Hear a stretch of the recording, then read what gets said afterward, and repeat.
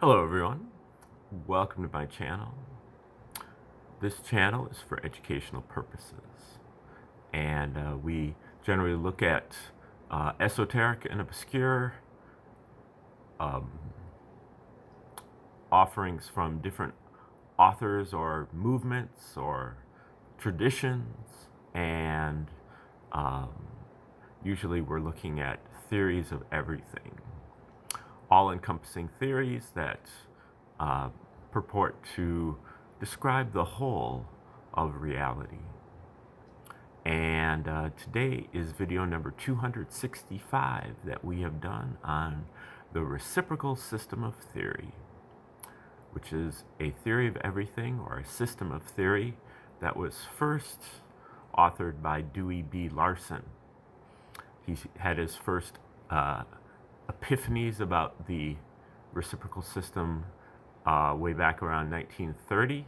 Took him about 25 or more years to develop his ideas through an inductive process, eventually put out his two fundamental postulates in the late 1950s, and then took those postulates and deduced a whole theoretical universe from those, which he then wrote books uh, on physics, atomic physics, chemistry, astronomy, economics, metaphysics, including philosophy, religion, and psychology, and a few other subjects. He passed away in 1990 at the age of 92, I believe, and then his theory was forwarded by other researchers, particularly KVK Nehru, Dr. KVK Nehru and Dr. Bruce Perret. And we're going to look at one of the writings of Dr. Perret here coming up today. We've been focusing on him for the last 5 or 6 weeks. Just to give you a quick idea of Larson's postulates. His first postulate is the most important, and the basic idea is that the universe is not made out of matter, and the universe is not made out of energy, but the universe is made out of motion, and motion is the relationship between space and time. What that does is it sets up a generalized reciprocal relationship between space and time. Space and time are basically the two elements of motion, and motion is a fraction with time or space as the numerator and space or time as the denominator. Space or time, however, have their coordinate aspects, meaning that both time and space come in 3, or I would say 3 or 4 dimensions. Coordinate, XYZ coordinates, or tetrahedral coordinates, I would say. And we are accustomed to the idea of coordinate space, but not so accustomed to the idea of coordinate time. 3 dimensions of time. And then space and time also have their scalar aspect, or their clock space and clock time. We're accustomed to the idea of clock time. The clock is always getting later and later and later and later. But by the reciprocal postulate, space also has its clock aspects, and that would be that space is always getting farther and farther and farther apart. And you can envision this by taking a balloon with a bunch of dots on it and blowing up the balloon. All of the dots are moving away from each other. That is the progression of space, and that is a scalar motion. It's a motion that has a magnitude but has no direction. Just like time is always getting later and later and later, but in no particular direction. And then time and space both also come only in discrete units.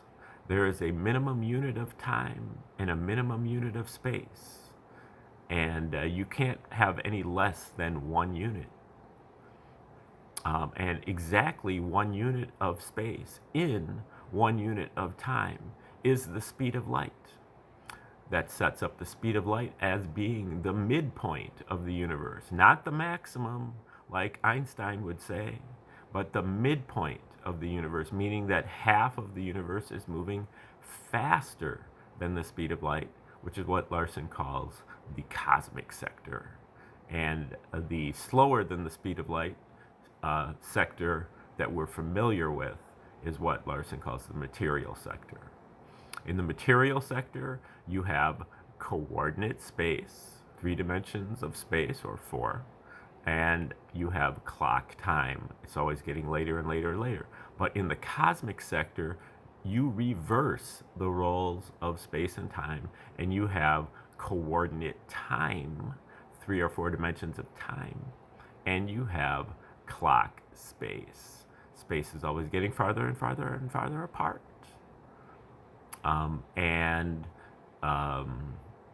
Then basically within each one of those sectors, you have a smaller region that is less than 1 quantum, or less than 1 unit of time. So in the material sector, you have less than 1 unit of space. And if you don't have 1 full unit of space, that means that you don't have space and you only have time. Because the universe is made out of motion, and motion is the relationship between space and time, so everything has to be either space or time or both.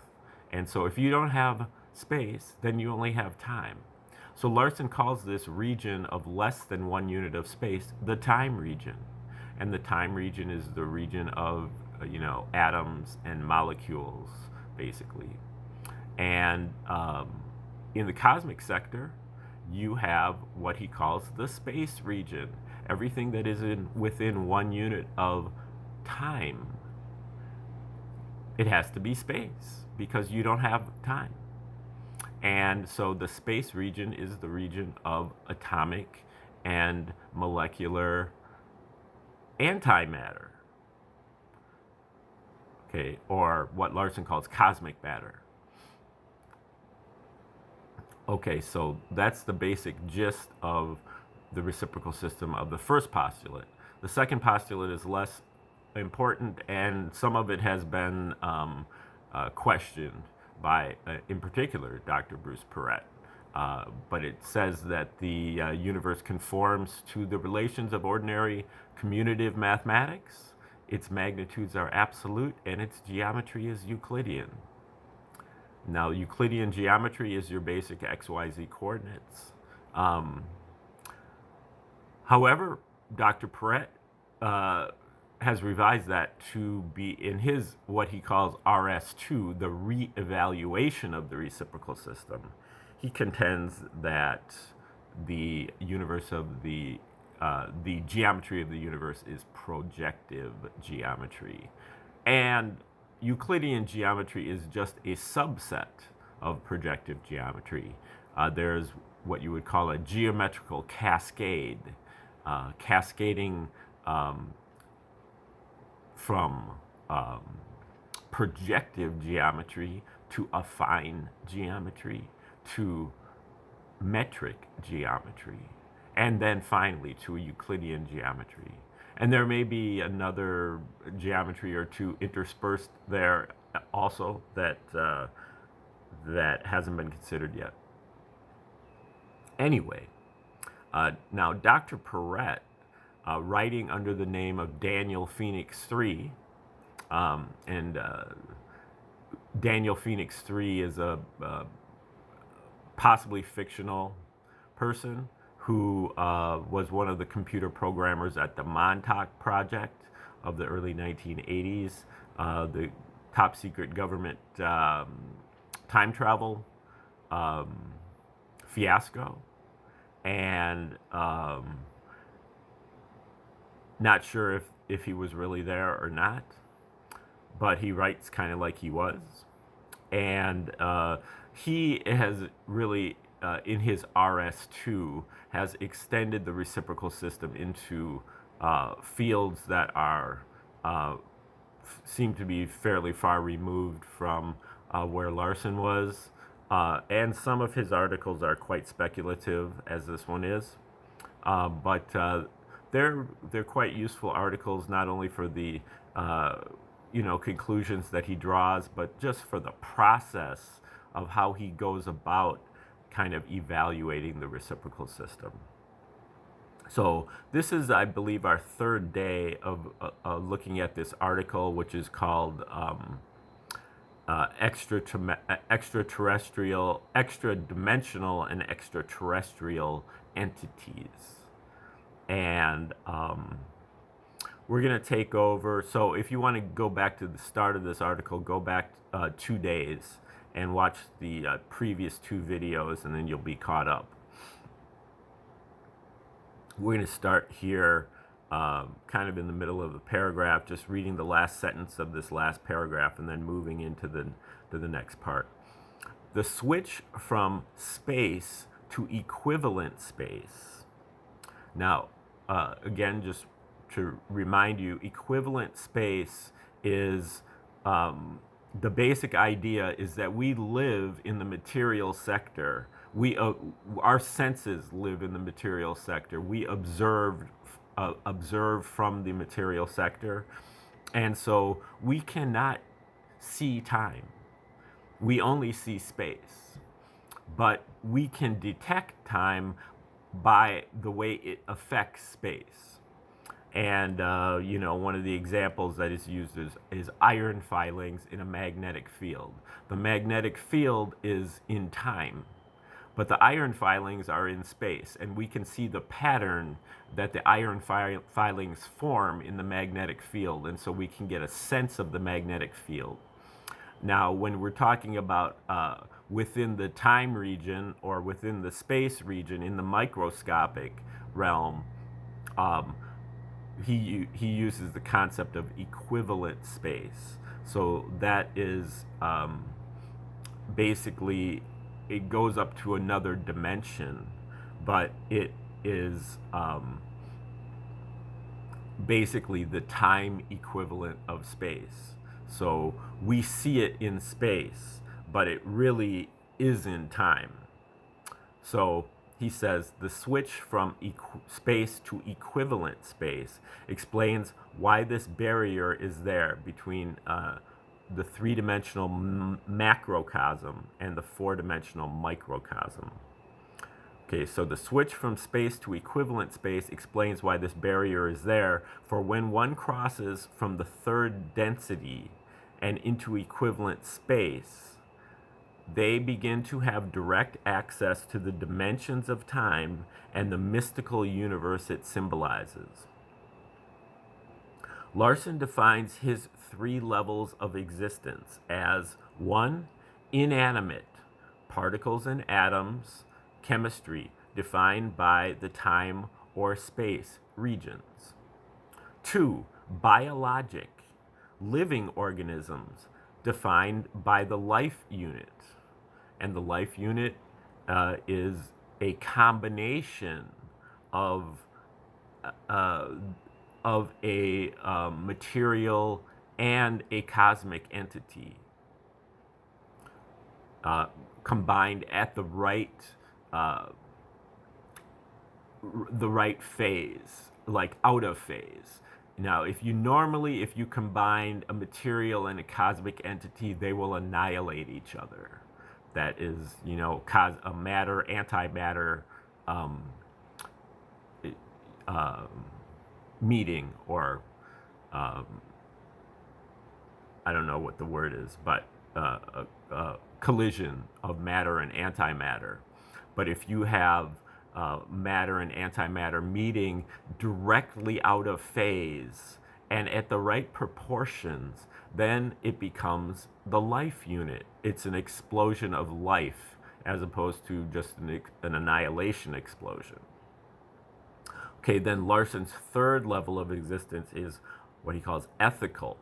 unethical behavior violating biological survival needs defined by a control unit. So this is a control unit that graphs upon the life unit. These levels also correspond to the conventional mind-body-spirit structure, or as it is referred to in medieval Latin, one, corpus, or body, the inanimate chemical structure that is either spatial or temporal. Two, anima, life, mind, or soul, the biological structure composed of both space and time. And three, animus, intellect or spirit, that ability of reason and self-sacrifice that goes beyond space and time. These first three densities all have 3 dimensions of space, and though they have an atomic presence in time, there is no consciousness in 3D time. Take note that in Latin, animus equates spirit with intellect. Keep that in mind as you read this paper. Okay, this next section is called The Interrelation of 3D Space and 3D Time. I'm looking at the 1D time just to see where we're standing. Okay. In order to move beyond the 3 dimensions of space, the first 3 densities, and into the realm of equivalent space and the temporal dimensions it represents, a basic understanding of the 2 coexisting sectors of the universe is helpful. Our everyday life exists in a material sector comprised of 3D space and clock time. As a balance to this, there also exists a cosmic sector comprised of 3D time and clock space. Together, they form a very nice symmetry to existence, the symmetry of a universe of motion. But it is important to realize that they are not different halves of the universe, but exist side by side like parallel dimensions that are 90 degrees out of phase with each other. There are a few ways to visualize this interrelation. The sine and cosine trigonometric functions are 90 degrees out of phase. When a sine wave is crossing 0, the cosine wave is at its extreme, or 1. When the cosine wave is crossing 0, the sine wave is at its extreme. The cosine would be the yang and the spatial wave, and the sine would be the yin, temporal wave.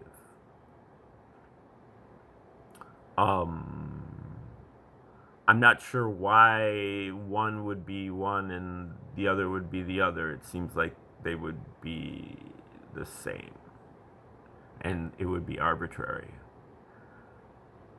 Be that as it may, we'll keep going.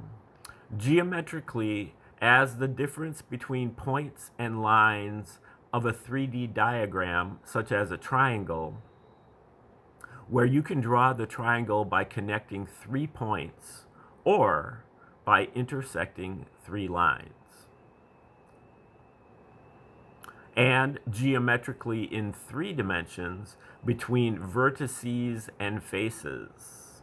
For example, a tetrahedron can be drawn by connecting 4 vertices or intersecting 4 planes to make faces.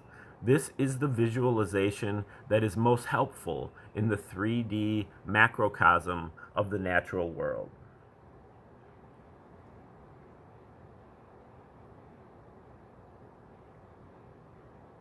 Okay, just looking at his footnotes. All right, here we go. Back to the text. From our conventional reference frame, we see 3D space as connect a dot. We identify locations, then connect locations to create pathways and geometric structure. 3D time, being unobservable, acts between those locations as a force or force field.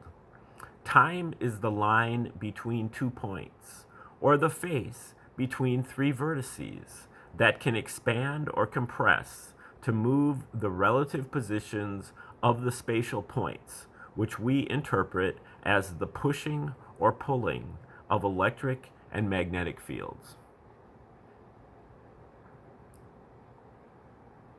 Okay, now this section is called the cosmic sector.